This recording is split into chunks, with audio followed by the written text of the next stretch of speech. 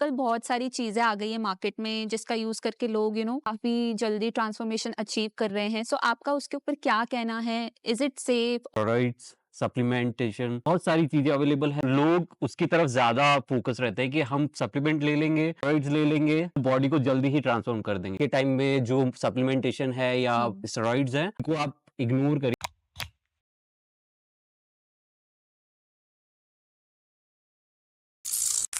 So hi sir, welcome to coders high podcast. Thank you so much मेरे को यहाँ बुलाया। तो sir basically firstly I want to know कि आपकी जर्नी कैसे स्टार्ट हुई? अभी आप किसके साथ काम करते हो एंड आप यहाँ तक कैसे पहुँचे? एक्चुअली ये स्टार्ट हुआ था 8 इयर्स बैक। मैं उस समय मेरा कॉलेज ग्रेजुएशन कर रहा था।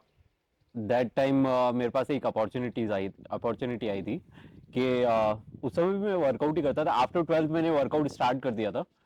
एंड जब मेरी फिजिक थोड़ी सी अच्छी हो गई थी, एंड देन मेरे को मेरे फ्रेंड के थ्रू एक और फ्रेंड ने मिलवाया कि मतलब एक अपॉर्चुनिटी है, तू ग्रैब करना चाहता है क्या? तो मैंने कहा ठीक है, एक बार ट्राई करके देख लेते हैं।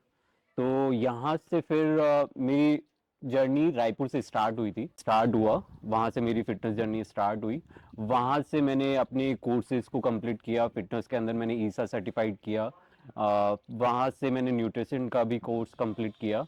एंड वहाँ पे मैं पर्सनल ट्रेनिंग का भी अपना वर्क करता था। अच्छा सर, सो बेसिकली अभी आपका जो ये ट्रांसफॉर्मेशन है ये आपने कैसे किया एंड आपको बेसिकली कितना टाइम लगा? वाज इट ऑल नेचुरल या फिर आपने, कहते हैं ना आजकल बहुत सारी चीज़ें आ गई हैं मार्केट में जिसका यूज़ करके लोग काफ़ी जल्दी ट्रांसफॉर्मेशन अचीव कर रहे हैं। सो आपका उसके ऊपर क्या कहना है? इज़ इट सेफ और व्हाट शुड वी डू? सिमरन जी, मैं ये बोलना चाहूँगा आपको कि मैंने अपनी फिटनेस जर्नी के अंदर 8 साल दिए हैं। और 8 साल के अंदर मैंने बहुत सारी चीज़ें अपनी बॉडी पर यूज़ किया है। बट सारी चीज़ों को मैंने नेचुरली ही अपनी बॉडी पे यूज़ किया है। अपनी डाइट को मैंने अप एंड डाउन किया है। मैंने अपनी डाइट को अ, हर तरीके से मोल्ड करके मैंने अपने आप को चेक किया है कि मेरी बॉडी में क्या चीज़ सही रहेगी और क्या चीज़ मेरे लिए परफेक्ट रहेगा, ताकि मेरी बॉडी के अंदर डाइजेशन बराबर एंड परफेक्ट रहे। तो ये एक सबसे बड़ा चीज़ है कि आपकी बॉडी के अंदर कुछ भी आप खाते हो या कुछ भी आप कंज्यूम करते हो, आपकी बॉडी के अंदर डाइजेशन होना बहुत ज़्यादा इंपॉर्टेंट है। आज के टाइम के अंदर जो चलन चल रहा है कि नेचुरली बॉडी बिल्डिंग करना या नेचुरली फिटनेस को आगे प्रोसीड करना, इस चीज़ के लिए मैं एग्री हूँ कि आराम से आप नेचुरली अपनी बॉडी को प्रोसीड कर सकते हो आगे तक। बट उसके अंदर बहुत ज़्यादा टाइम लगेगा, टाइम कंज्यूमिंग बहुत ज़्यादा है। आप अगर पेशेंस के साथ अपनी बॉडी को ट्रांसफॉर्म कर सकते हैं तो आप परफेक्टली नेचुरली आप अपनी बॉडी को ट्रांसफॉर्म कर सकते हैं। बट आज के टाइम में मार्केट के अंदर स्टेरॉइड्स, सप्लीमेंटेशन बहुत सारी चीज़ें अवेलेबल है, तो बॉडी लोग उसकी तरफ ज़्यादा फोकस रहते हैं कि हम सप्लीमेंट ले लेंगे, स्टेरॉइड्स ले लेंगे, तो बॉडी को जल्दी ही ट्रांसफॉर्म कर देंगे। बट एक्चुअल थिंग ये होती है कि आप ले तो लोगे उस चीज़ को, बट ज्यादा लॉन्ग टर्म के लिए वो चीज आपके लिए अच्छी चीज नहीं है। आपकी बॉडी को बहुत सारी चीजों से निकलना पड़ता है। आप सप्लीमेंट यूज कर लेते हो, सारी चीजें आपको उस टाइम पे पता नहीं चलता है। बट एक टाइम पीरियड होता है आपका, एक बॉडी का, आफ्टर 30 के बाद। आफ्टर 30 के बाद बॉडी के अंदर कुछ हार्मोन्स ऐसे होते हैं जो डाउन होते हैं, और आपकी बॉडी के अंदर जो जॉइंट्स वगैरह बहुत सारी चीजें होती है, उनके अंदर पेन वगैरह बहुत सारी चीजें स्टार्ट हो जाती है। लोग, आज के टाइम का यूथ ऐसा है कि they don't have like patience. किसी भी चीज में पेशेंस नहीं है उनमें। वो चाहते हैं कि हम बस 3 मंथ के अंदर जाएं और बॉडी बन जाए, बस इतनी सी चीज रहे। They don't like work hard. उनको बिल्कुल भी वो चीज करना बिल्कुल भी पसंद नहीं है। बट मैं आज की यूथ को यही बोलूंगा कि आप हार्ड वर्क करिए, आप थोड़ा अपने आप पे फोकस करिए, आप थोड़ा सा पेशेंस रखिए। बहुत सारी चीजें चेंज हो सकती है, आपके माइंड भी चेंज हो सकता है, आपकी बॉडी चेंज हो सकती है। आप अपने आप को नेक्स्ट लेवल तक लेके जा सकते हैं। अगर आप अपने आप को फोकस रखें तो आप कुछ भी कर सकते हैं। तो आई कैन से कि आज के टाइम में जो सप्लीमेंटेशन है या स्टेरॉइड्स हैं, उनको आप इग्नोर करिए, आप ना लें। आप ज्यादा से ज्यादा अपने घर का फूड लें। एक एक अपनी बॉडी को जो चीज, जो जितनी कैलोरी, जितनी प्रोटीन, जितना कार्ब, जितना फैट चाहिए उतना ही कंज्यूम करें, ज्यादा कंज्यूमिंग ना करें। आप ओवर ईटिंग करेंगे, आप बाहर की चीजें खाएंगे और आप जिम भी जा रहे हैं तो वो चीजें कहीं पे भी आपको रिजल्ट नहीं आएगा। थोड़े टाइम बाद में आप ये सोचेंगे यार मैं वर्कआउट कर रहा हूँ फिर भी रिजल्ट नहीं आ रहा है, या फिर मैं बहुत ज्यादा मोटा हो रहा हूँ, या फिर मैं पतला ही हूँ, अभी तक मेरी बॉडी में चेंजेस क्यों नहीं आ पा रहे हैं। तो सारी चीजों का रीजन एक यही है कि आप सारी चीजों को कैलकुलेटिव चीजों को लेके चलोगे तो आपकी बॉडी में रिजल्ट भी मिलेगा। आपको बहुत सारी चीजें चेंज भी हो सकती है, बहुत आपकी बॉडी को बहुत ज्यादा अच्छे से चेंज भी कर सकते हो आप। अच्छा सर, नेक्स्ट क्वेश्चन मैं ये पूछना चाहती हूँ, आजकल है ना बहुत सारे लोगों का ये एक रीज़न रहता है कि because of family and career responsibilities वो अपनी फिजिक पे इतना ज़्यादा ध्यान नहीं दे पाते हैं। So sir, is it possible to manage a good fitness regime while maintaining your career as well as your family responsibilities? जी हाँ, बिल्कुल इस चीज़ के लिए मैं एग्री करूँगा कि हाँ, आप आराम से अपनी बॉडी को अचीव कर सकते हैं। बट उस चीज़ के लिए आपको अपना टाइम टेबल बनाना पड़ेगा, अपना शेड्यूल बनाना पड़ेगा। उस चीज़ के लिए आप फुल डे में 24 आवर्स होते हैं आपके पास में। 8 आवर्स स्लीप होती है। अगर 1 आवर अगर आप अपनी फिटनेस को दे दें तो 9 आवर्स ये कंप्लीटली होते हैं। एंड आफ्टर 9 आवर्स के बाद में जितने भी आवर्स आपको बचेंगे आप वर्क के अंदर कंप्लीट करिए ना, आप अपना वर्क कंप्लीट करिए। सबसे ज्यादा इंपॉर्टेंट स्लीप होती है। आज के टाइम में कोई भी टाइम पे नहीं सोता है। That's true. कोई भी like most of the time लोग 12, 1 या 2 बजे तक फोन ही स्क्रोलिंग कर रहे होते हैं। बट आज के टाइम में अगर लोग 10 बजे सो जाए और मॉर्निंग में 6 ओ क्लॉक अगर उठ जाए तो बहुत सारी चीजें अचीव की जा सकती है।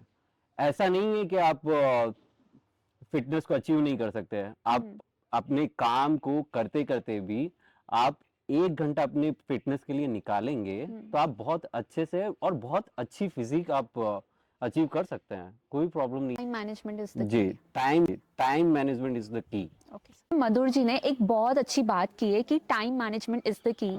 ये एक जस्ट कहने का रीजन होता है या बहाना होता है कि मेरे पास टाइम नहीं है। अगर आप चाहो एंड अगर आप किसी चीज के लिए डेडिकेटेड हो तो आप उसके लिए जरूर टाइम निकालोगे।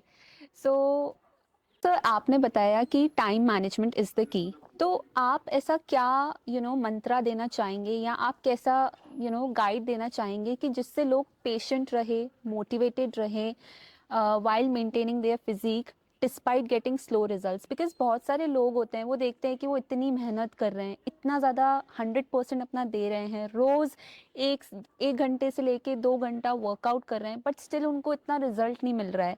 सो वो ऐसा क्या अपने अंदर रखें या क्या थॉट प्रोसेस वो रखें जिससे वो मोटिवेटेड रहे और कंसिस्टेंट रहे अपने फिटनेस जर्नी में?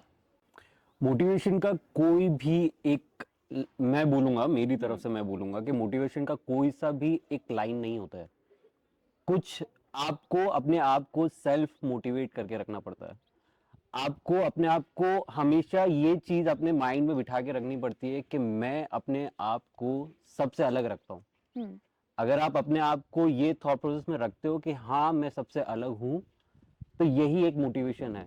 आप जिम भी जाओगे, आप अपने आप के ऊपर फोकस भी रखोगे, हर एक चीज में आपका फोकस भी रहेगा। मैं हर एक चीज में मैं अपने आप की बात कर लेता हूँ। नाउ डेज मेरे को 8 साल हो गए हैं वर्कआउट करते हुए, और नाउ डेज मुझे ऐसा लगता है कि मेरा मोटिवेशन डाउन हो रहा है। बट मेरे को, मैं अपने आप को पुश करता हूँ। मैं हर वक्त मैं चीजों को मोल्ड करता हूँ। मैं चीजों को ऐसे देखता हूँ कि अगर मेरा जिम है, मैं 1 साल से किसी भी जिम में जा रहा हूँ और मेरे को ऐसा लग रहा है कि मेरा मोटिवेशन यार डाउन हो रहा है या मेरा रिजल्ट नहीं मिल रहा है, तो मैं उस जिम को चेंज करता हूँ। मेरा जो भी एरिया है मैं उस एरिया को ही चेंज कर देता हूँ। अपने आप को, जब आप नए लोगों को देखते हो, नए एरिया को देखते हो, तो अपने आप में ऐसा एक मोटिवेशन रहता है कि हाँ मैं अपने आप को पुश कर लूंगा। मैं दूसरे लोगों को देखता हूँ बहुत ज्यादा अपने आप को जो पुश कर रहे होते हैं, उनसे मोटिवेट होते रहता हूँ कि हाँ यार ये भी तो कर रहे हैं, मैं क्यों नहीं कर सकता। तो हर एक चीज का आपको अपने माइंड से सेट करना पड़ेगा। आपको मोटिवेट अपने आप को खुद ही कर सकते हैं आप, कोई दूसरा नहीं कर सकता। ठीक है, आपको अपना थॉट प्रोसेस वैसा बनाना पड़ेगा, अपने थॉट प्रोसेस को वैसा चलाना पड़ेगा कि आप अपने आप को मोटिवेट करके रख सको।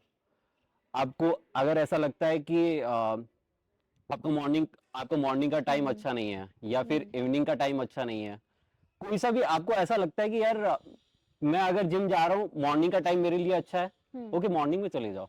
अगर हम्म आपको लगता है कि इवनिंग का टाइम आपके लिए अच्छा है, इवनिंग में चले जाओ। आफ्टरनून का लगता है, आफ्टरनून में चले जाओ। But all about time management.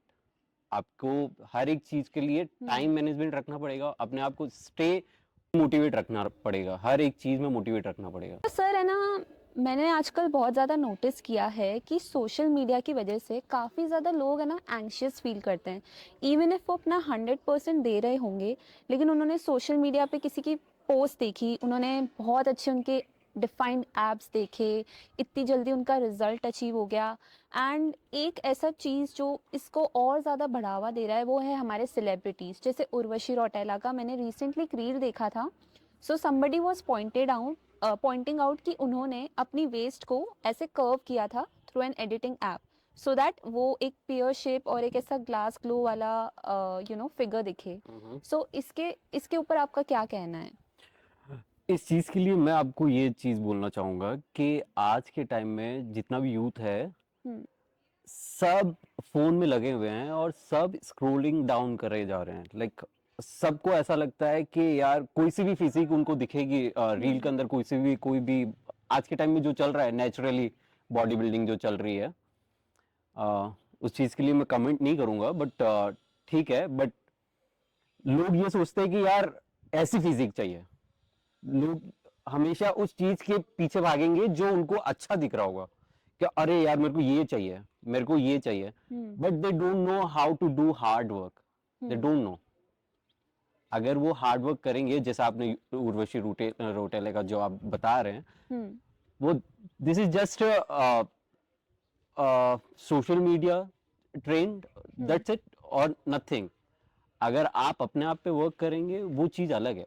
आप हम्म अपने अपने बॉडी को देखोगे वो चीज अलग है। सबकी बॉडी अलग अलग होती है। आप सोशल मीडिया का चलन आज के टाइम में बहुत हाइप पे है। हम्म। लोग न- अपने आप को और सोशल मीडिया को बिल्कुल नेक्स्ट लेवल में लेके चलते हैं। सर आप मुझे ये बताइए कि लोग एप्स को लेके इतने ज़्यादा ऑब्सेस्ड क्यों हैं? मतलब when ever they start working out, तो उनका सबसे पहला ये चीज़ रहती है कि मेरे को एप्स चाहिए। मतलब कोई एक नॉर्मल बंदा है जो रोज़ जिम कर रहा है, रोज़ एक्सरसाइज कर रहा है, उसको इतना ज़्यादा लोग अप टू करके नहीं देखेंगे। अगर किसी बंदे ने अपनी एप्स वाली फ़ोटो डाल दी तो सबको लगेगा कि ही इज़ द वन और she is the one who is actually working out. तो एप्स को लेके लोग इतना ज़्यादा ऑब्सेस्ड क्यों हैं? राइट कि लोग मतलब एब्स के साथ में बहुत ज़्यादा ऑब्सेस्ड रहे हैं या वो वाली चीज़, मैं मेरी तरफ से बात करना चाहूँगा कि मैं अपने एब्स को इसलिए ट्रेन करता हूँ हुँ, कि मेरा जो डाइजेशन लेवल है वो हुँ, परफेक्ट रहे। अगर आप एब्स को अब कंटिन्यू रोज ट्रेन करते हो, हुँ, आपका डाइजेशन लेवल बहुत ही अच्छे लेवल पे वर्क करता है। अगर आप एब्स को रेगुलरली यूज नहीं करते या वीक में 1 टाइम या 2 टाइम भी आप अगर ट्रेन करोगे, हुँ। तब भी आपको ओकेश है। बट आप रेगुलरली अगर एब्स को ट्रेन करते हो तो आपका डाइजेशन लेवल बहुत अच्छा वर्क करेगा। ऐप्स की बात हो ही रही है, तो I want to ask one thing. वैसे तो I know it's not possible, but बहुत लोगों का रहता है कि मुझे ना अपना आर्म फैट कम करना है, मुझे अपना बेली फैट कम करना है, या मुझे एक अपनी बॉडी का कोई पार्ट कम करना है। So according to you, spot reduction is possible और not? This is not a possible, this is really not possible. लोग ये सोचते हैं कि मेरे आर्म्स ज़्यादा है, मैं थोड़े कम कर लेता हूँ, मेरे बेली फैट ज़्यादा है, मैं थोड़ा हम्म कम कर लेता हूँ, या मेरे चिन का बहुत ज़्यादा फैट है, मैं उसको डाउन कर लेता हूँ। हम्म दिस इज़ नॉट पॉसिबल। आपको फुल बॉडी पे वर्क करना होता है। आपकी कैलोरीज डाउन होती है, आपकी बॉडी के अकॉर्डिंग आपकी कैलोरीज बनती है, आपकी डाइट बनती है, उसके अकॉर्डिंग ही आपकी बॉडी के अंदर जितना भी फैट परसेंटेज होता है वो डाउन होता है। हम्म कोई पर्टिकुलरली ऐसी चीज नहीं रहती है कि आपको आर्म्स का फैट डाउन कर लो या फिर चिन का फैट डाउन कर लो या बेली फैट डाउन कर हम्म लो। ऐसा नहीं होता है। आपको फुल ऑल ओवर अपनी बॉडी के ऊपर वर्क करना होता है और अपने न्यूट्रिशन साथ साथ में हम्म आपको न्यूट्रिशन भी देखना होता है।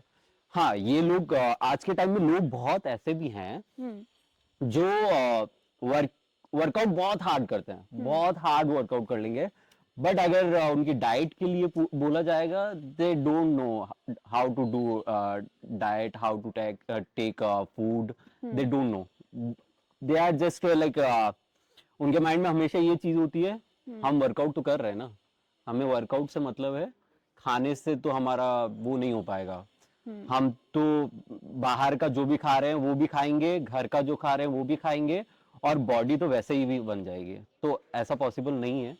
आपको सारी चीजों की तरफ देखना होता है, आपको अपने न्यूट्रिशन की तरफ भी देखना होगा, और न्यूट्रिशन के साथ साथ आपको बैलेंसिंग डाइट भी देखनी होगी। Main is the diet. बिल्कुल, डाइट इज द की। मैं अपनी लाइफस्टाइल में डाइट और वर्कआउट इन दोनों को 50-50 लेके चलता हूँ, बट आज के टाइम, मतलब आज के टाइम में नहीं, बट लोग जो हैं, दूसरे जो लोग हैं, वो डाइट को 70% और 30% वर्कआउट को लेके चलते हैं। तो अगर आपके दोनों ही बैलेंस चीजें रहेगी, तो आपकी बॉडी में रिजल्ट बहुत अच्छा निकलेगा। अगर आपकी बॉडी के अंदर, अगर आपने वर्कआउट हार्ड किया है, आपका न्यूट्रिशन लो है, तब भी आपको वीकनेस लगेगा, और आपको, अगर आपका न्यूट्रिशन बहुत ज्यादा हाई है और आपका वर्कआउट डाउन है, तब भी आपकी बॉडी में कहीं रिजल्ट ज्यादा दिखाई नहीं देगा। ने बोला कि majority of the times that we need to focus on diet, तो सर है ना, जो भी कोई बिगिनर है जो जस्ट अपनी फिटनेस जर्नी स्टार्ट करने वाला है, तो आप उनको क्या एडवाइस देंगे? मैं ये बोलूँगा कि बिगनर्स के लिए फर्स्ट थिंग तो उनके साथ में प्रॉब्लम ये है कि उनको पेशेंस नहीं होता, ठीक है, एंड सेकंड थिंग ये कि उनका माइंड का जो एक एक न्यू पर्सन है, मतलब अभी मैंने रिसेंटली एक नए बंदे के साथ में वर्कआउट करना स्टार्ट किया। नॉर्मली मैं किसी के साथ वर्कआउट नहीं करता हूँ, मैं अपने खुद का वर्कआउट अकेले करता हूँ, बट रिसेंटली मैंने एक बंदे के साथ में वर्कआउट स्टार्ट किया है।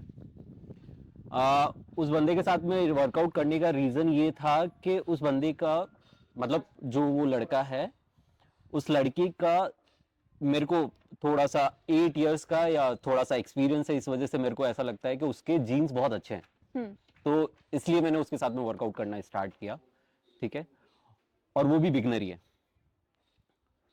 बिगनर के साथ में थोड़ा सा प्रॉब्लम ये होता है कि वो अपने माइंड को बहुत ज्यादा चलाना स्टार्ट करते हैं। वो वर्कआउट, जब भी वो जिम में घुसेंगे, तो वो एक सर्टेन फोकस के साथ में नहीं घुसते हैं। They are like, okay workout ही तो है, हम कर लेते हैं, थोड़ा ये किया वो किया और चले जाते हैं। बट अगर सर्टन अपने फोकस के साथ में अगर वो वर्कआउट करना स्टार्ट करे, रिसेंटली अगर वो वर्कआउट स्टार्ट करते हैं 1 वीक, 2 वीक या 1 मंथ तक भी अगर वो कंटिन्यू स्टार्ट कर दें, उनकी बॉडी में चेंजेस नेक्स्ट लेवल रहेंगे। बट आज के टाइम में किसी को भी पेशेंस नहीं है, वो 1 वीक जाएंगे एंड देन उसके बाद में छोड़ देंगे, या फिर 2 दिन जाएंगे और वो छोड़ देंगे। वो, उनके साथ में प्रॉब्लम ये है कि हमें पेन हो रहा है, हमें कुछ ना कुछ वर्कआउट के अंदर कुछ ना कुछ प्रॉब्लम निकालेंगे एंड देन स्किप कर देंगे। अगर वो वर्कआउट को कंटिन्यू करे और अपने आप को फोकस रखे, तो बहुत अच्छे लेवल पे अपने आप को लेके जा सकते हो। तो सर, अगर अभी हम जैसे बात कर रहे थे बिगिनर्स को लेकर, तो जैसा कि मैंने कहा कि आप क्या एडवाइस देना चाहेंगे, इसके अलावा कि अगर किसी बिगिनर को जिम ज्वाइन करना हो तो उन्हें किस टाइप का जिम ज्वाइन करना चाहिए? उनको लाइक एक गोल्ड जिम प्रेफर करना चाहिए या लाइफ टाइम वाला, या फिर कुछ और ऐसा कुछ स्पेसिफिक उनको ज्वाइन करना चाहिए? पूरन जी, मैं इसके लिए ये एडवाइस दूंगा, जो बिगनर, जो भी जितने भी लोग होते हैं, मेरा पर्सनल एक्सपीरियंस मैं बता रहा हूँ, उनको अगर स्टे मोटिवेटेड रहना है, एक हम जो लड़के लड़के होते हैं या हम जो लड़के होते हैं, जो जितने भी बिगनर्स होते हैं, जो बिगनर्स बंदे जो होते हैं, या आज का यूथ जो देख लो, उनको मोटिवेशन जो है थोड़ा सा गर्ल्स की वजह से आता है, ठीक है, they are searching that gym जहां पे गर्ल्स ज्यादा आती हो, ठीक है, उनको ऐसा लगता है कि अगर गर्ल्स आएगी तो हम भी पहुंच जाएंगे। तो बिगनर जितने भी लोग रहते हैं, जैसे ही उस जिम के अंदर गर्ल्स आना बंद होगी तो उनका भी आना बंद हो जाएगा। बट अगर 10 लोग हैं, अगर 10 बंदे मतलब बिगनर्स हैं, तो उनमें से एक बंदा या दो बंदा ही ऐसा निकलेगा, दो लड़के हम्म ही ऐसे निकलेंगे जो जिम रेगुलरली आएंगे। ठीक है। और बिगनर्स के लिए मैं ये बोलूंगा कि या तो वो एक नॉर्मली जिम से स्टार्ट करे, ज्यादा हाई फाई जिम ना जाए। जब नॉर्मली से वो स्टार्ट करेंगे हम्म तो वो अपने आप को देख पाएंगे कि वो किस लेवल पे है। और बिगनर्स के लिए मैं ये भी बोलूंगा कि उनको ज्यादा वेट पुश करने की जरूरत नहीं है। वो अपने आप को बॉडी वेट वर्कआउट भी कर सकते हैं, वो घर पे भी कर सकते हैं। अगर बहुत ज्यादा मोटिवेट हैं तो वो घर पे भी स्टार्ट कर सकते हैं। और उनको स्टार्ट ही करना है तो पुशअप्स हो गया, हम्म स्क्वाट्स हो गया, पुलअप्स हो गया, ये बेसिक्स एक्सरसाइज है, वो अच्छे से कर सकते हैं। और यहाँ से अपनी जर्नी स्टार्ट कर सकते हैं। धीरे धीरे जब अपनी स्ट्रेंथ गेन करेंगे वो लोग, हम्म तो अपने आप वेट भी उठाना स्टार्ट कर देंगे। सर आजकल है ना, मैंने यूट्यूब पे ऐसे बहुत सारे वीडियोस देखे हैं काफ़ी सारे यूट्यूबर्स के, स्पेशली फॉरेन यूट्यूबर्स के। तो उनके मोस्टली वर्कआउट रूटीन होते हैं 10 minute ab workout routine, 5 minute ab workout routine, get 6 line abs in 2 weeks. So according to you, is it like possible या फिर just to attract the audience and to gain attention इस type के thumbnails डाले जाते हैं, या ये workout काम तो करते हैं बट ये इतना जल्दी रिजल्ट नहीं देते? आ, मैं इस चीज के लिए भी मैं आपको ये बोलना चाहूंगा कि ये जितने भी वीडियोस बनते हैं, हम्म ये सब वीडियोस अपनी अपनी जगह बिल्कुल परफेक्ट हैं। हम्म बट प्रॉब्लम वहां आती है कि अगर आप स्टार्ट करोगे तो आप न्यूट्रिशन के साथ स्टार्ट नहीं करोगे, बिकॉज हम्म आप बिगनर है। हम्म ठीक है, आपको पता नहीं है कि आपको, आपके माइंड में केवल इतनी सी चीज होती है, ये एब्स वर्कआउट है और ये मेरे को करना है। और इसके बाद में क्या, मतलब एब्स वर्कआउट आप कर रहे हो, हम्म 1 वीक करोगे, 2 वीक करोगे, 3 वीक करोगे, एंड देन उसके बाद में स्किप कर दोगे हम्म कि यार रिजल्ट तो आ नहीं रहा है, छोड़ देता हूँ। बट एक्चुअल में प्रोसेस ये होता है कि आप प्रॉपर वर्कआउट स्टार्ट करो, हम्म प्रॉपर न्यूट्रिशन के साथ में वर्कआउट स्टार्ट करो। आप जब न्यूट्रिशन के साथ में वर्कआउट स्टार्ट करोगे, और जो आप वीडियोस देख रहे हो, एब्स के जो वीडियोस देख रहे हो, अगर वही वर्कआउट आप रेगुलरली हम्म रोज करते हो, आप जब भी किसी काम को रोज करते हो, कंटिन्यू मार रहे हो, कंटिन्यू कंटिन्यू कंटिन्यू कंटिन्यू, तो वो कहीं ना कहीं वो चीज शेप में आना स्टार्ट हो जाती है। तो आपको, या जितने भी बिगनर्स हैं या जितने भी लोग हैं जो वीडियोस वगैरह देखते हैं, हम्म मैं उनको यही चीज बोलूंगा कि आप न्यूट्रिशन के साथ में और मोटिवेशन के साथ में आप कोई भी वीडियो देखो और कंटिन्यू उस चीज को। ये लोग आज के टाइम में लोग ऐसे हैं कि हम्म जल्दी बोर हो जाते हैं। अगर मैं, जैसे मैं हूं तो मेरे जितने भी क्लाइंट्स हैं, हम्म मैं अगर क्लाइंट्स को हैंडल करता हूं, तो अगर मैं उनको वर्कआउट प्लान बना के देता हूं, दे आर लाइक सर बोरियत लग रही है, सर बहुत ज्यादा बोरियत हो रही है, इस वर्कआउट, ये वर्कआउट तो हमारे को बोर कर रहा है बहुत ज्यादा। तो मेरा भी उनको यही एक चीज बोलना होता है कि आपको जब कोई चीज बनानी होती है ना, तो आपको कंटिन्यू उसके ऊपर वर्क करना होता है, तब जाके वो काम काम होता है। आप ये सोचोगे कि यार एक ही काम को मैं बस 1 हफ्ते कर लूँ, 2 हफ्ते कर लूँ, उसके बाद में हम्म मेरे को रिजल्ट मिल जाएगा, ऐसा पॉसिबल नहीं है। हम्म आपको प्रॉपर गाइड के साथ, प्रॉपर न्यूट्रिशन के साथ, प्रॉपर मोटिवेशन के साथ उस चीज को स्टार्ट करोगे तो वो चीज आपको नेक्स्ट लेवल लेके चली जाएगी। बेसिकली लोग ये नहीं समझते कि अगर हम किसी चीज़ को बार बार करेंगे तभी हम उसमें जाके परफेक्ट हो पाएंगे। जी हाँ, जी हाँ। ओके सर, है ना, प्रॉपर न्यूट्रिशन तो आपने बताया कि लेना ही चाहिए अगर कोई अपनी फिटनेस जर्नी स्टार्ट कर रहा है या उनको अगर अच्छे रिजल्ट्स चाहिए। तो सर है ना, आजकल लोग ऐसा कहते हैं, स्पेशली अगर कोई वेजिटेरियन है, हम्म कि आपको मल्टीविटामिन्स लेने चाहिए hmm in order to get the full nutrition, क्योंकि हम्म आजकल जो बेसिकली हमारे फ्रूट्स हो गए या वेजिटेबल्स हो गए वो इतने ज़्यादा प्योर नहीं आते हैं, बहुत ज़्यादा पेस्टिसाइड्स लगा हुआ होता है। तो आजकल एडवाइस किया जाता है कि as soon as you start working out, या तो आप मल्टीविटामिन्स लो या फिर आप सेपरेट पिल्स भी ले सकते हो। जैसे आजकल हर एक विटामिन की अलग कैप्सूल आती है, जैसे आयरन की अलग, हम्म। कैल्शियम की अलग। सो आपका इसके ऊपर क्या कहना है? इस चीज के लिए एग्री करूंगा कि multivitamin is very good for body, hmm आपको लेना चाहिए। और खासकर मैं ये बोलूँगा कि वुमेन्स और गर्ल्स उनको सबसे ज़्यादा ही लेना चाहिए। आज के मतलब इंडियंस में इंडियंस वुमेन जो रहते हैं, जो घर पे अपनी जो मम्मी वगैरह जो होते हैं, उनको नहीं पता है, दे डोंट नो के लाइक मल्टीविटामिन क्या है क्या नहीं है। वो घर के अंदर काम कर रहे हैं, उनको बस थोड़ा सा ऐसा लगता है कि यार मेरे को थोड़ा सा चक्कर आ रहा है, मेरे को बैक में पेन हो रहा है, मेरी नी में पेन हो रहा है, तो उनको नहीं पता होता है कि ये चीजें क्यों हो रही है। बट एक्चुअल थिंग ऐसी होती है कि एज, एक एज क्राइटेरिया होता है। उस एज क्राइटेरिया के बाद में वुमेन्स को सबसे ज्यादा मल्टीविटामिन की जरूरत होती है। आफ्टर 30 और आफ्टर 40 उसके बाद में आपको मल्टीविटामिन की नीड्स हाई लेवल पे होना स्टार्ट हो जाती है। और मोस्ट ऑफ द टाइम जो मल्टीविटामिन सबसे ज्यादा यूज की जाती है वो विटामिन डी, B12। इंडिया में सबसे ज्यादा इनकी सबसे ज्यादा डिफिशियंसी रहती है। विटामिन B12, विटामिन D3, ये सारी चीजों की डेफिशिएंसी होने से आपके वुमेन्स के बैक में पेन, थकान और चक्कर आना, ये सारी चीजें स्टार्ट हो जाती है। तो मैं ये चीज बोलूंगा कि वुमेन्स, गर्ल्स, उनको दोनों को बहुत ज्यादा इंपॉर्टेंट है मल्टीविटामिन लेना, और बॉयज के लिए तो होना ही चाहिए। तो multivitamin very very very important for girls and boys both.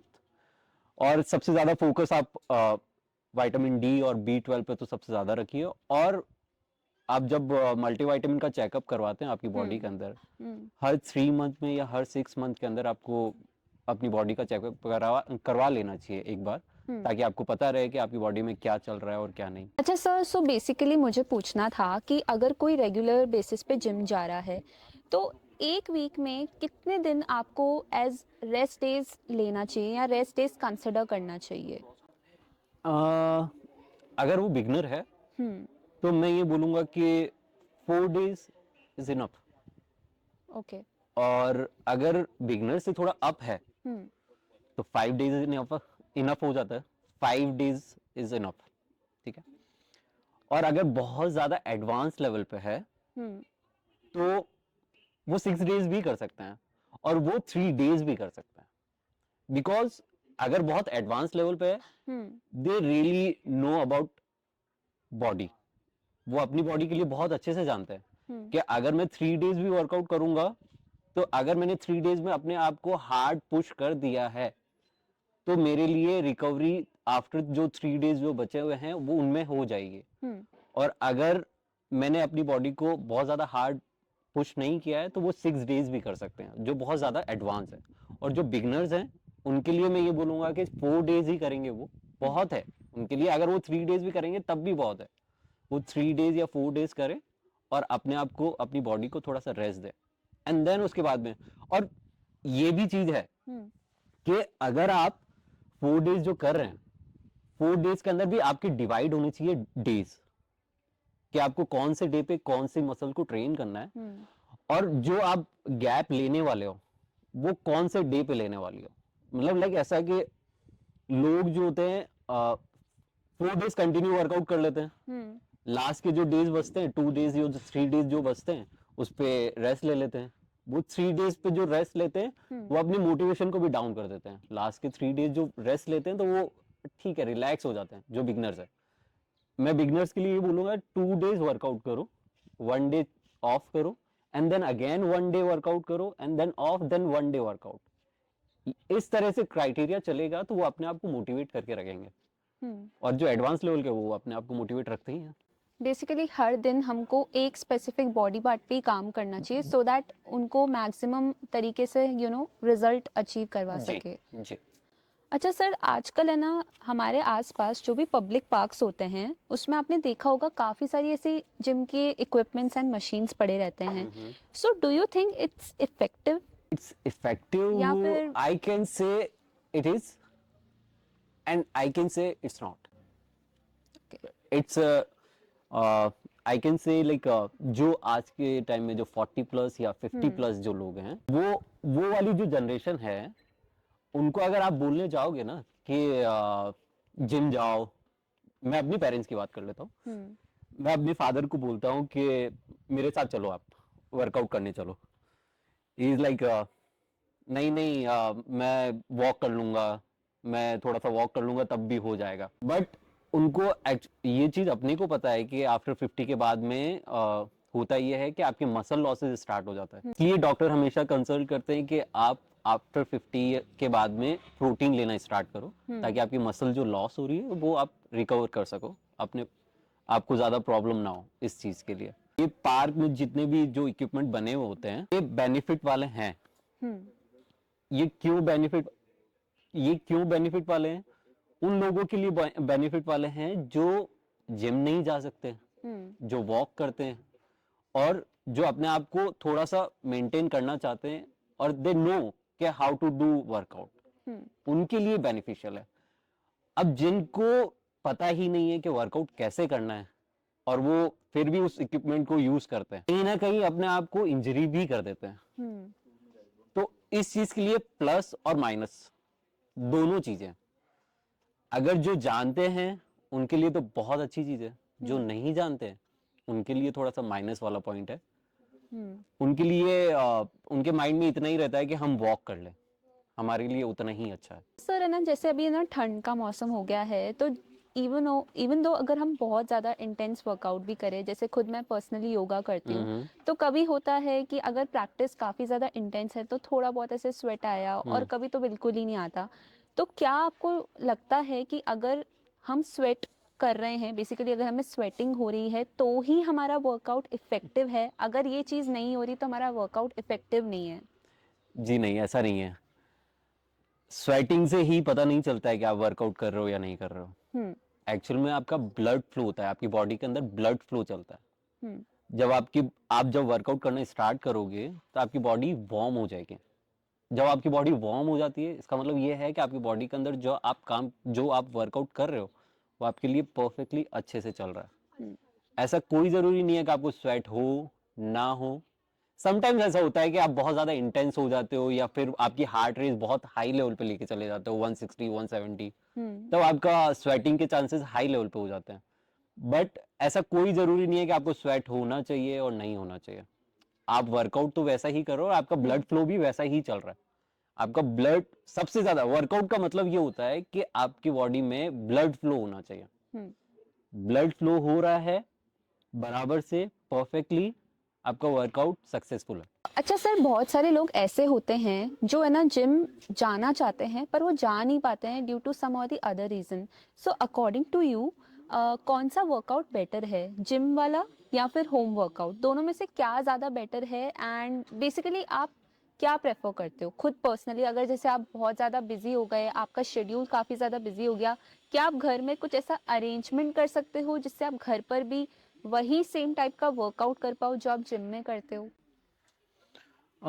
मैं ये बोलूंगा कि घर के अंदर वर्कआउट किया जा सकता है, हम्म। बहुत अच्छा वर्कआउट किया जा सकता है।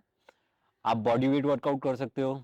अगर आपके पास में इक्विपमेंट की बात करें तो अगर आपके पास में 5 kg का डंबल या 3 kg का डंबल है, उससे भी कर सकते हो। आजकल मार्केट के अंदर रजिस्टर्स बैंड जो आते हैं, हाँ। वो बहुत अवेलेबल है। आप 15 kg से लेके 60 kg तक आपके पास में रजिस्टर्स बैंड होते हैं, आप उनको यूज कर सकते हो। ये सारी चीजें आप घर का वर्कआउट बहुत अच्छे से कर सकते हो और जिम का वर्कआउट बिल्कुल अलग है। ठीक है, आप जिम का भी वर्कआउट कर सकते हो, बट इन सारी चीजों के अंदर एक ही चीज आती है और वो टाइम मैनेजमेंट। अगर आपके पास में टाइम मैनेजमेंट नहीं है तो आप घर पे भी वर्कआउट नहीं कर पाओगे और ना जिम में वर्कआउट कर पाओगे। आपको अपने सारी चीजों में आपका शेड्यूल बनाना पड़ेगा। अगर आपको सी अगर कोई भी वर्कआउट करने वाला है, वो कैसे भी वर्कआउट कर लेगा। वो रात को 1 बजे भी उठ के वर्कआउट कर लेगा।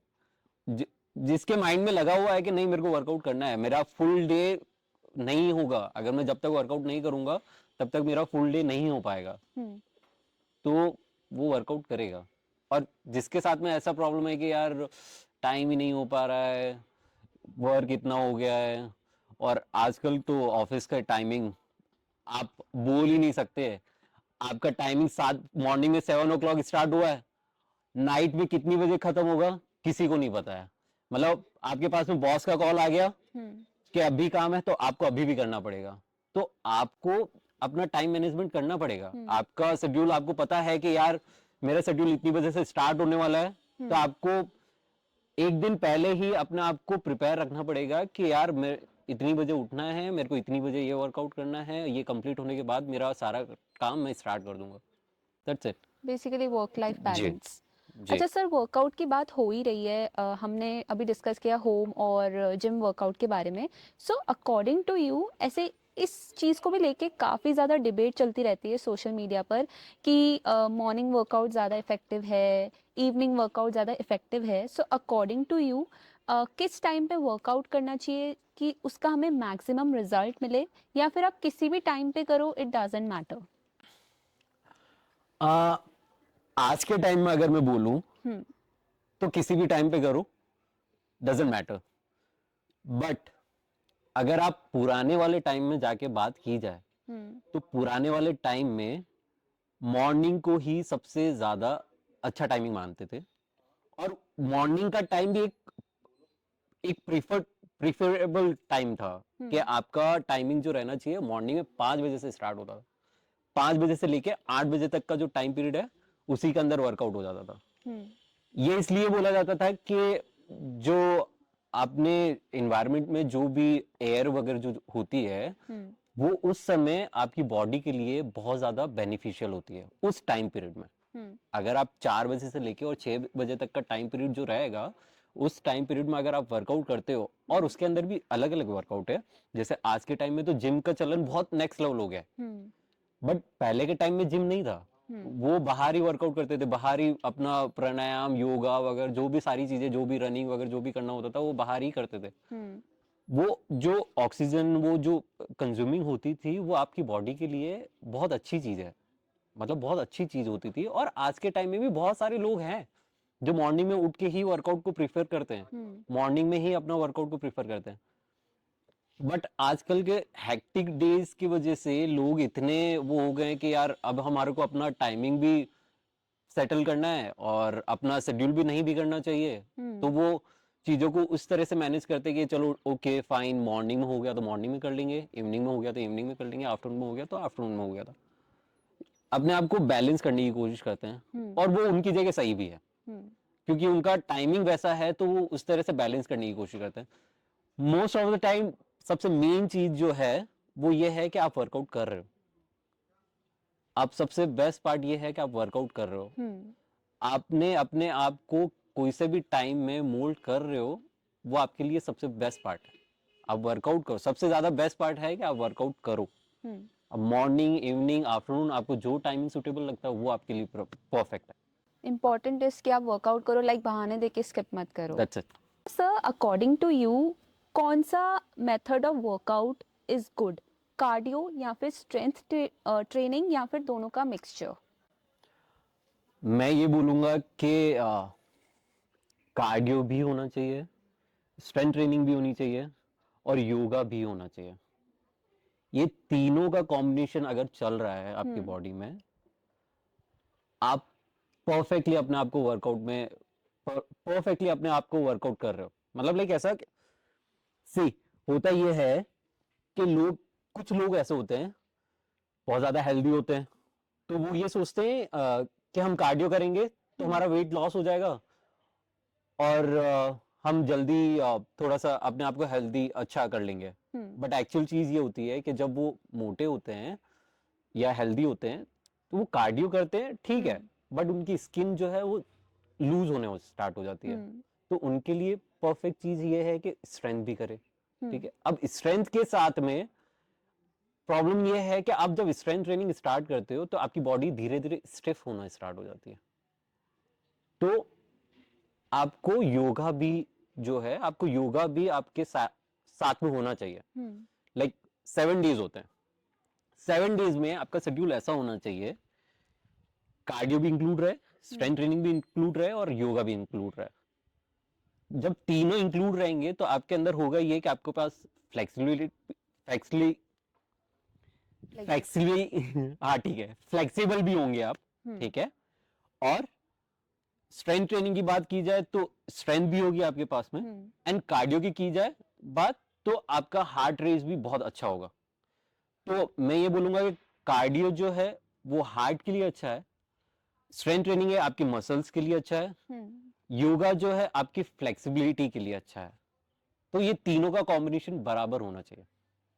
मैंने बहुत सारे ऐसे लोगों को देखा है जो लाइक अगर वो कंटिन्यूसली जिम कर रहे हैं, वो अच्छा खासा जिमिंग कर रहे हैं, स्ट्रेंथ ट्रेनिंग भी कर रहे हैं, लेकिन जब बात योगा की आती है ना, उनका थोड़ा एक्सप्रेशन इतना अजीब सा होता है, या दे आर लाइक वेरी मैं अबाउट योगा, कि भाई योगा क्या करेंगे, हम तो स्ट्रेंथ ट्रेनिंग कर रहे हैं, हम प्रॉपर जिमिंग कर रहे हैं, हम ये कोई स्लो पेस्ड वर्कआउट थोड़ी करेंगे। तो योगा को लेके लोगों का इतना ज़्यादा स्टीरियोटाइप क्यों है? सिमरन, मैं आपको ये बोलूंगा कि मैं 8 साल से वर्कआउट कर रहा हूँ। ठीक है। हम्म। मैंने मेरे इतने सारे क्लाइंट को हैंडल किया है, उनको मैंने योगा भी करवाया है। ठीक है। आ, कुछ लोग ऐसे, कुछ क्लाइंट ऐसे भी थे जिनका कुछ प्रॉब्लम था, लाइक सर्वाइकल प्रॉब्लम था, किसी को ग्लूट्स में प्रॉब्लम था, किसी के बैक में प्रॉब्लम था। तो उनको योगा के जरिए थोड़ा सा मैंने सही किया, थोड़ा हम्म। सा थेरेपी और वो सारी चीज़ों के जरिए उनको सही किया। हम्म। ठीक है। बट अगर पर्सनली मेरे ऊपर किया जाए, बात की जाए, मेरे को योगा किसी टाइम में नहीं पसंद था। मतलब अगर कोई भी, अगर किसी भी चीज़ में बात की जाती थी, तो मैं स्ट्रेंथ को ही अपनी प्रेफरेंस में हाई लेवल पर रखता था कि मैं स्ट्रेंथ ट्रेनिंग बहुत अच्छे से कर सकता हूँ।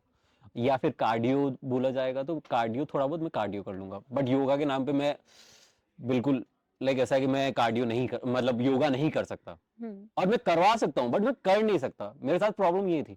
बट एक्चुअल थिंग ये है, योगा वेरी वेरी इंपॉर्टेंट। हम्म। ठीक है। योगा तो होना चाहिए आपकी लाइफस्टाइल में, योगा होना चाहिए, प्राणायाम होना चाहिए। और योगा से रिलेटेड सारी चीजें हैं जो भी है, प्राणायाम, ध्यान, ये सारी चीजें रिलेट आपके लाइफस्टाइल पे करती है। आज के टाइम पे हम्म। जो स्ट्रेस लेवल की लाइफ है, जो लाइफस्टाइल है, उन लोगों के लिए सबसे ज़्यादा इम्पॉर्टेंट ही योगा और ध्यान और उनका प्राणायाम होना ज़रूरी है। स्ट्रेंथ ट्रेनिंग होना है, वो हम्म। ज़रूरी है, वो चीज़ स्ट्रेंथ हम्म। ट्रेनिंग भी ज़रूरी है, कार्डियो हम्म। भी ज़रूरी है। बट आपको स्ट्रेस लेवल को डाउन करना है तो आपको ध्यान करना पड़ेगा, आपको प्राणायाम करना पड़ेगा, आपको योगा करना पड़ेगा। और मैं ये चीज़ बोलूँगा कि आपको जब आप योगा करोगे ना, हम्म। तो आपको जो अंदर से एनर्जी जो आएगी आपकी, वो आप फील करोगे, अंदर से फील करोगे। तो मैं ये आपको ये प्रेफरेंस करूंगा कि योगा तो इंपॉर्टेंट है, स्ट्रेंथ ट्रेनिंग भी इंपॉर्टेंट है, और कार्डियो भी इंपॉर्टेंट है। हर एक चीज अपनी अपनी जगह होनी चाहिए और परफेक्ट होनी चाहिए। That's और सर मैंने ना बहुत सारे लोगों को ऐसा देखा है कि उनके माइंड में एक स्टीरियोटाइप है कि योगा को वो रेजोनेट करते हैं लड़कियों से, कि मोस्टली लड़कियां ही योगा करती है, एंड अगर स्ट्रेंथ ट्रेनिंग या फिर जिमिंग की बात आए तो मोस्टली मेंस करते हैं। जैसे there was a trainer Instagram पर मैं जिससे बात कर रही थी, सो शी वाज लाइक कि ना लड़कियां इतनी ज़्यादा स्ट्रेंथ ट्रेनिंग करती नहीं है, उनसे आप योगा करवा लो, ज़ुम्बा करवा लो, एरोबिक्स करवा लो, वो सब वो कर लेंगी, लेकिन जब स्ट्रेंथ ट्रेनिंग की बात आएंगी तो वो इतना करती नहीं, क्योंकि उनको डर होता है कि अगर हम स्ट्रेंथ ट्रेनिंग करेंगे तो हमारे मसल्स बन जाएंगे। सो इसका आपका इसके ऊपर क्या कहना है? आ, सिमरन, मेरी बहुत अच्छी फ्रेंड हैं हम्म। दो, they both are doing so much good strength training. Hmm. वो कैलिस्थेनिक एथलीट हैं दोनों। ठीक है। और वो योगा भी करती हैं, हम्म। वो स्ट्रेंथ ट्रेनिंग भी करती हैं। हम्म। और अगर योगा की बात की जाए गर्ल्स से रिलेटेड, मैं ऐसे बोलूँगा कि गर्ल्स ठीक है, आप गर्ल्स तो योगा कर ही रही है, हम्म। बट गर्ल्स से ज़्यादा इम्पोर्टेंट मेरे को ऐसा लगता है कि बॉयज़ को ज़्यादा इम्पोर्टेंट है, बॉयज़ को ज़्यादा करना ज़रूरी है हम्म। योगा। बॉयज़ की बॉडी जो है सबसे ज़्यादा स्टिफ होती है, हम्म। गर्ल्स की भी होती है। बट जब बॉयज़ क्या होता है कि स्ट्रेंथ ट्रेनिंग करते हैं, वो स्ट्रेंथ ट्रेनिंग पे बहुत ज़्यादा फोकस कर लेते हैं।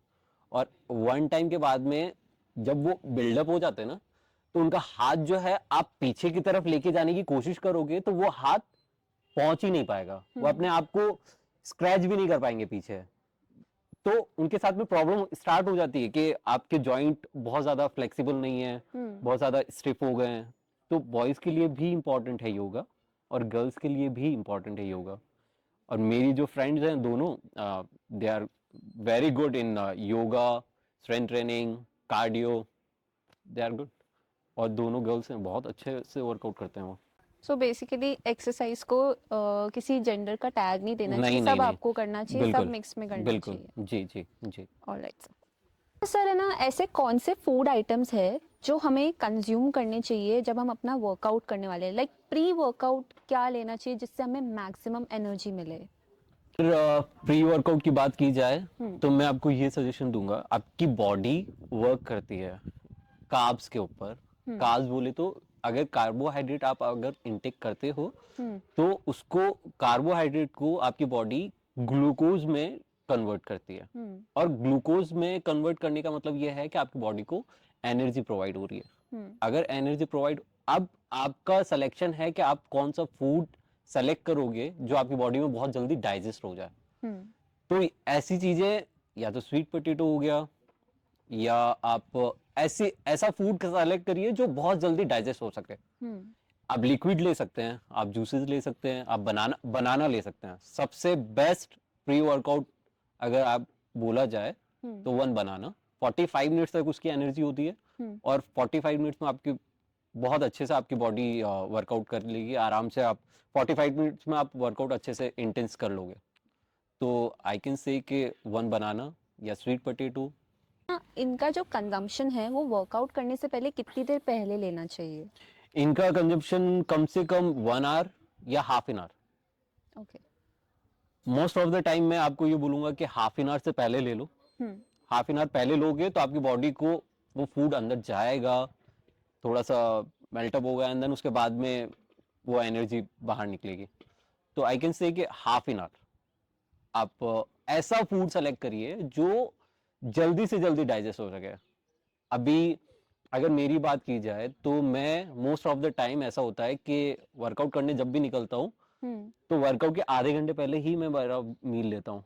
हम्म। बट फूड का सिलेक्शन ऐसा मैं करता हूँ कि आपको ब्लोटिंग ना लगे। मोस्ट ऑफ द टाइम क्या होता है कि लोग कोई फूड का ऐसा सिलेक्शन कर लेते हैं जो अपने स्टमक को ब्लोट करने लग जाता है, हम्म। और वो ब्लोटिंग की वजह से आपको आपका फोकस आपके वर्कआउट पे भी नहीं रहता। तो हाफ इन टाइम आपके माइंड में ऐसा चल रहा होता है मेरा स्टमक सही नहीं है, तो आप ना तो वर्कआउट सही होता है ना आपका मील बराबर होता है। एंड देन उसके बाद में पोस्ट वर्कआउट जो मील आता है वो भी आप सही से कंज्यूम नहीं कर पाते, जस्ट बिकॉज हम्म। इसके इसलिए आपका स्टमक ब्लोटेड है। हम्म। एंड देन उसके बाद में आप पोस्ट वर्कआउट मील, आप आपके माइंड में ये है कि मैंने वर्कआउट कर लिया है हम्म। और मेरे को पोस्ट वर्कआउट मील भी चाहिए, तो आप पोस्ट वर्कआउट मील भी ले लेते हो। एंड देन उसके बाद में होता ही है कि आपका स्टमक फुल डे ब्लोटिंग रहेगा। हम्म। एंड देन उसके बाद में आपका फुल डे आपके माइंड से और आपके स्टमक का कनेक्शन दोनों का बैठेगा ही नहीं। आपका फुल डे लथार्जिक और लेजी लेजी टाइप का निकल जाएगा।